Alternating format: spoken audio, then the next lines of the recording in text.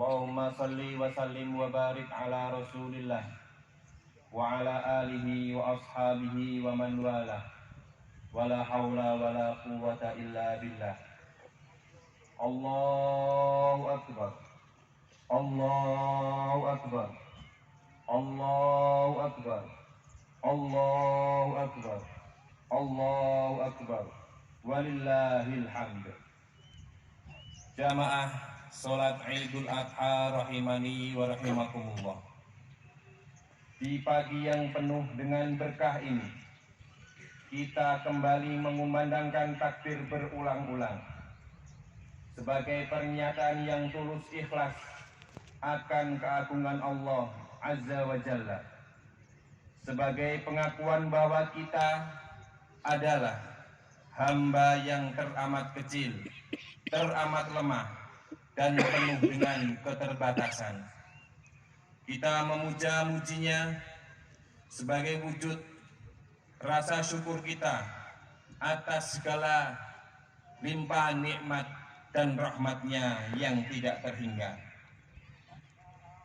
Alhamdulillah, kita kembali merasakan kebahagiaan dalam suasana Idul Adha ini, bukan untuk berpesta pora dan berhura-hura, namun untuk melakukan introspeksi dan mengambil pelajaran dari perintah berkorban, juga beribadah haji, serta guna mengenang kembali peristiwa bersejarah yang dilakoni oleh Nabiullah Ibrahim bersama istrinya Hajar dan juga putranya Ismail.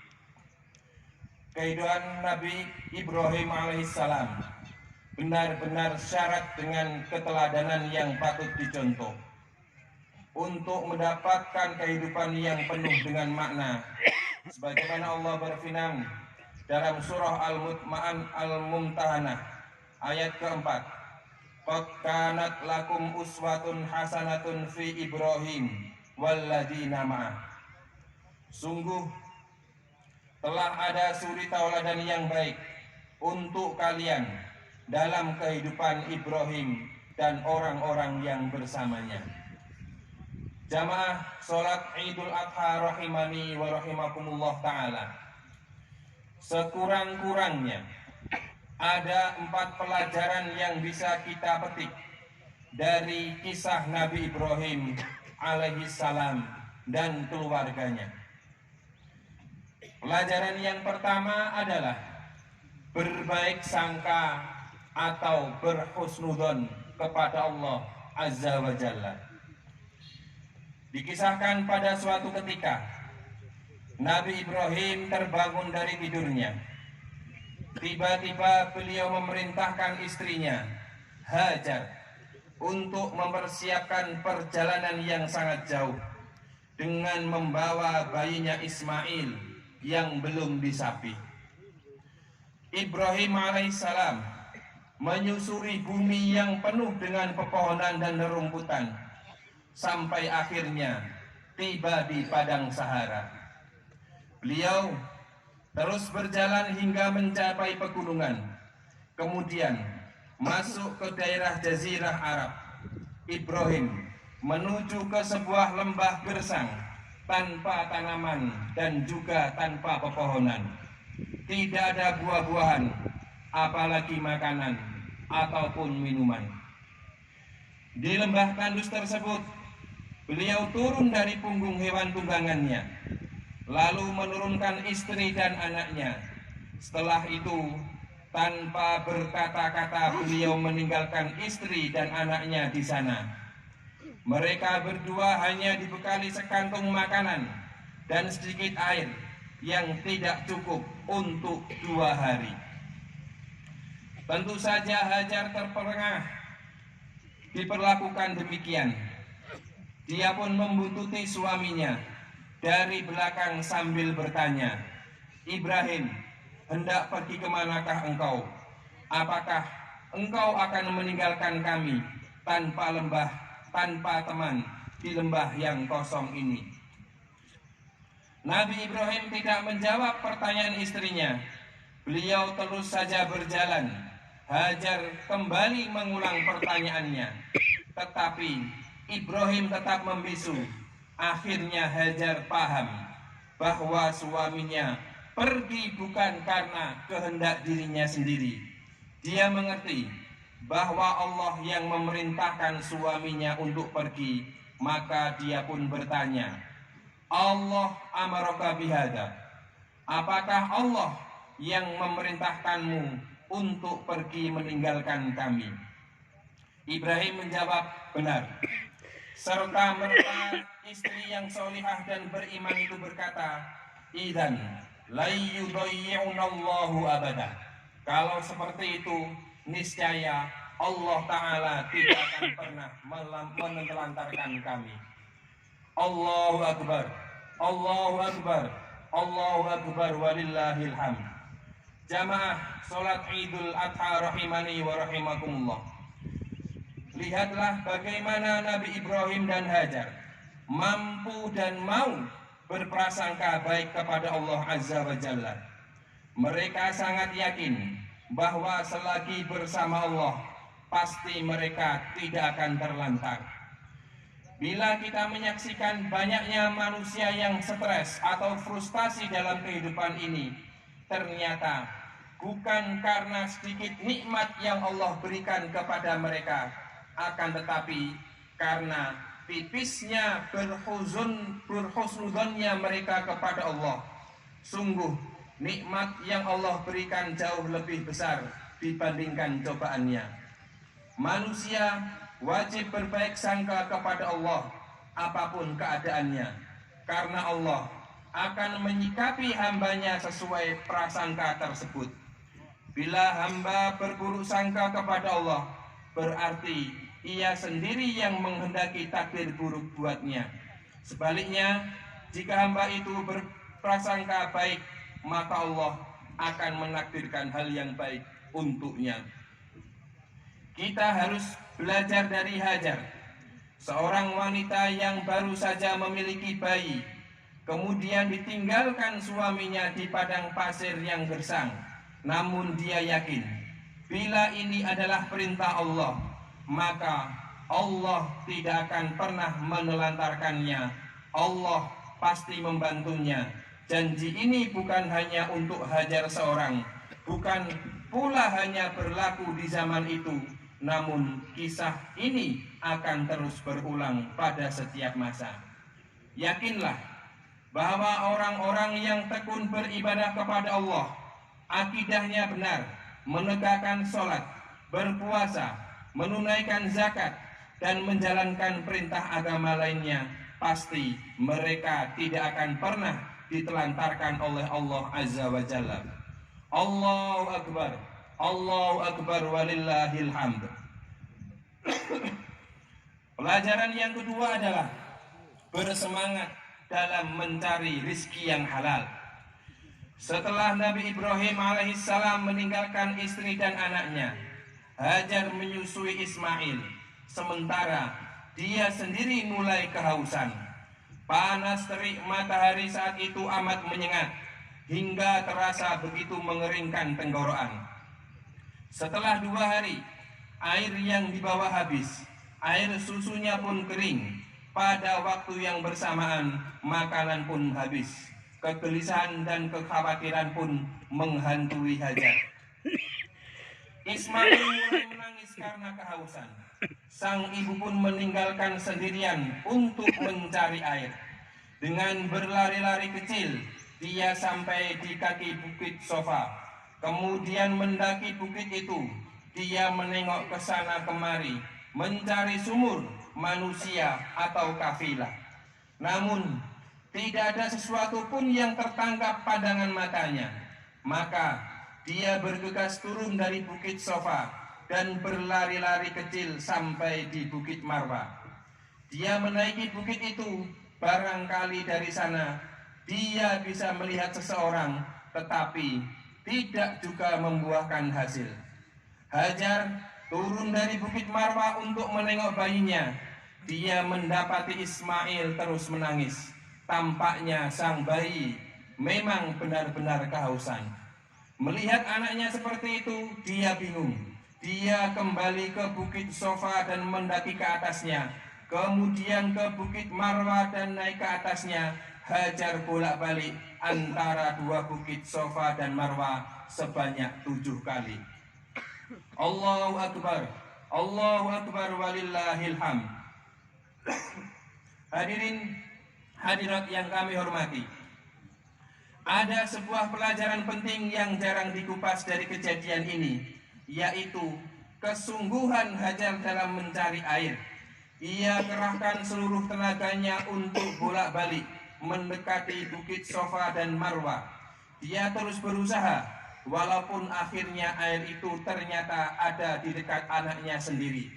Ini memberikan pelajaran kepada kita semuanya untuk bersungguh-sungguh di dalam menjemput rizki dengan mengerahkan segenap kemampuan yang kita miliki. Rasulullah Shallallahu Alaihi Wasallam sangat menghargai orang-orang yang bekerja keras. Beliau bersabda, la ayyah tatiba ahadukum huzmatan ala dhahrih khairun min ayyas ala ahadan fayu'tiyahu aw yamna'uhu. Seorang yang mencari seikat kayu bakar lalu mengusungnya di atas pundak, dia lebih mulia dibanding pengemis yang meminta-minta kepada orang lain, entah ia diberi atau ditolak. Hadis riwayat Bukhari. Namun, walaupun kita dituntut untuk berusaha dan bekerja semaksimal mungkin, bukan berarti diperbolehkan untuk berlaku sebebas-bebasnya, sehingga tidak lagi mempedulikan batasan halal dan haram. Rasulullah Shallallahu Alaihi Wasallam mengingatkan, la yadkhulul jannah lahma nabata min suhtin abadan annaru aulabih. Tidak akan pernah masuk surga selamanya daging yang tumbuh dari harta yang haram. Nerakalah tempat yang pantas untuknya. Hadis riwayat Imam Tirmidzi. Makanan haram bukan hanya daging babi, namun daging sapi pun bisa berubah menjadi haram apabila diberi dari hasil uang korupsi. Minuman haram tidak hanya whisky, namun wedang kopi pun bisa menjadi haram apabila dibeli dengan uang hasil judi. Maka waspadalah. Hadirin rahimani wa rahimakumullahu ta'ala. Pelajaran yang ketiga adalah berkorban untuk Allah Azza wa Jalla. Ketika Ismail bertambah besar, hati Ibrahim semakin tertambat kuat kepada putranya. Tidak mengherankan, karena Ismail hadir di kala usia Nabi Ibrahim semakin senja. Karena itu, beliau sangat mencintainya. Namun Allah berkehendak menguji nabinya dengan cobaan yang amat berat. Falamma balagha ma'ahus sa'ya, qala ya bunayya, inni ara fil manam anni adbahuka fanzur madza tara. Qala ya abadi if'al ma tu'mar satajiduni insyaallahu minas sabirin. As-Saffat ayat ke-102, yang artinya tatkala anak itu Ismail telah dewasa, Ibrahim berkata, wahai anakku, sesungguhnya aku bermimpi bahwa aku menyembelihmu. Maka apa pendapatmu tentang mimpi itu? Ia menjawab, wahai ayahku, lakukanlah apa yang diperintahkan Allah kepadamu. Insyaallah engkau akan mendapatiku termasuk orang-orang yang sabar. Renungkanlah bentuk ujian yang Allah berikan kepada beliau. Bagaimana kira-kira perasaan beliau saat itu? Ketika itu beliau berpikir, apa yang mesti dikatakan saat hendak membantringkan putranya di atas tanah untuk disembelih. Namun Nabi Ibrahim mengambil jalan terbaik, yaitu berkata dengan jujur dan lemah lembut kepada putranya ketimbang menyembelihnya secara paksa. Lihatlah kepasrahan dan pengorbanan Ismail beserta Ibrahim.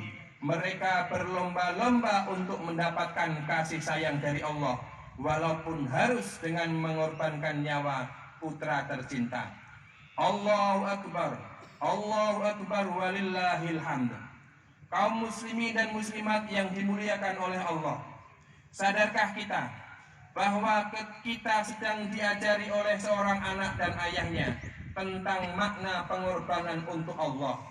Kurban itu bukan hanya sekedar menyembelih hewan ternak, lalu menyedekahkan dagingnya kepada fakir miskin. Namun secara umum, makna korban meliputi aspek yang lebih luas. Dalam konteks sejarah di mana umat Islam menghadapi berbagai cobaan, makna pengorbanan sangat luas dan dalam.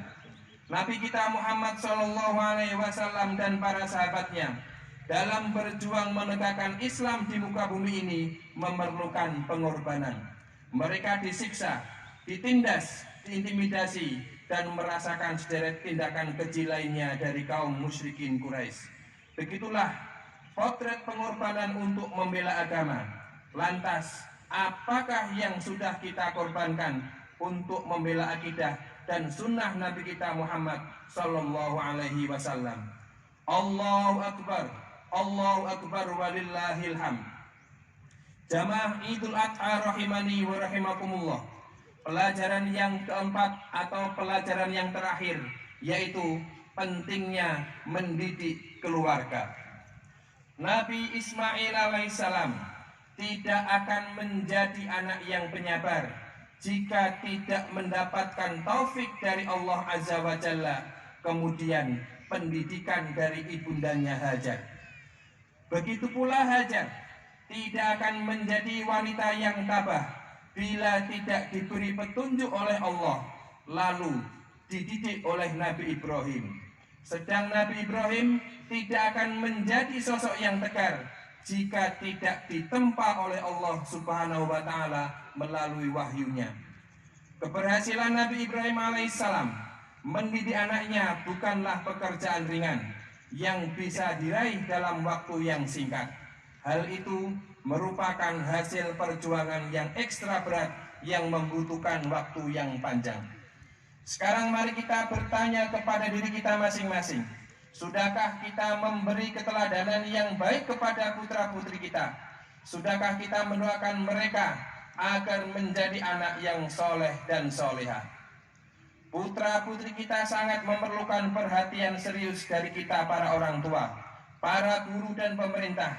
Jangan kita merasa dengan pendidikan yang hanya memacu kecerdasan otak, namun semakin hari akhlaknya semakin rusak dan perilakunya makin jauh dari agama. Kita sungguh sangat mendambakan generasi yang bertauhid dan berkarakter, berakhlak mulia dan tekun beribadah, juga anak yang patuh dan hormat kepada orang tua. Kita mengharapkan generasi yang siap menghadapi benturan dan tantangan hidup, memiliki etos kerja yang tinggi, beraktivitas dengan penuh berdedikasi, memiliki banyak inisiatif serta siap berkorban sebagaimana yang dicontohkan oleh Nabi Ibrahim alaihissalatu wassalam, juga keluarganya, dan Ismail alaihissalatu wassalam. Semoga Allah Azza wa Jalla berkenan guna mewujudkan cita-cita mulia tersebut. Untuk itulah mari kita berdoa. Innallaha